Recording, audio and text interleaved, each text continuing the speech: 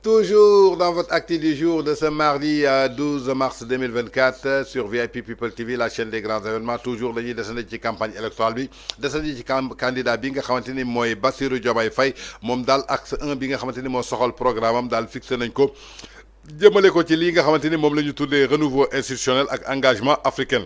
en tout cas muy benn réforme boo xamante ni bu profonde la jaar la koy institution ak li nga xamante ni dina doon benn engagement au service de l' Afrique muy justice bonne gouvernance ak lépp loo xamante ni dafa soxal affaires étrangères panafricanisme ak lii di décentralisation démocratie réforme ak lii nga xamante ni mooy ay institution doon na benn axe boo xamante ni mooy axe numéro 1 jëm ci programme ñii nga xamante ni mooy Bassirou Diomaye Faye ginnaaw bu mu basé lépp loo xamante ni dafa jëm ci ay renouveau institutionnel jaarle ko ci engagement africain muy seen axe 1 bi nga xamante ni daal di ñu koy tracé ginnaaw bi ñu xamee ni que daal lii di suñu réew dafa jànkaarloog li nga xamante ni mooy ci fukki at yi nga xamante ni génn nañ ci président Macky Sall daal di koy diriger dafa affecté wu jëm ci benn crise boo xamante ni dañu fa soxal lii di institution yi jaarle ko ci hyper présidentiable ak li nga xamante ni mooy corollaire yi nga xamante ni dafa jaar ci benn manisme boo xamante ni exécutif bi suñu sukkandikoo ci pouvoir législatif ak lii di pouvoir judiciaire doon na ay principal tard yoo xamante ni tey ci système politique bi lépp loo xamante ni mën nañ ko assister jëm ci jurisprudence wu jaarle ko ci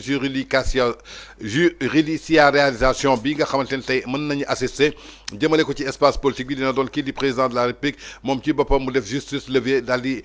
jël li nga xamante ni mooy emprisonné nañ ko daal di éliminer bépp opposant boo xamante ni dafa nekk ci benn joute électorale ubbi justice bi nga xamante ni tey mën na doon benn garde jaarle ko ci benn combat boo xamante ni corruption lay doon ak détournement de deniers publics jëm ci gaspillage ak lépp loo xamante ni ay ressources la jaarle ko ci état ginnaaw bi nga xamante ni lépp loo xamante ni ñu ngi koy manipuler jaarle ko ci administration sénégalaise lépp loo xamante ni tey mën na doon exclusivement lu ñu orienté wu dina jëm ci ay satisfaction jëm ci ay usagers tey jii nga xamante ni moo gangréné lépp lu jëm ci népotisme jaarle ko ci manque d'efficacité ak lii di politisation jaarle ko ci benn outrance ginnaaw loolu ñoom dinañ mettre fin à cette situation boo xamante ni dañ ko jàppee nag daal lu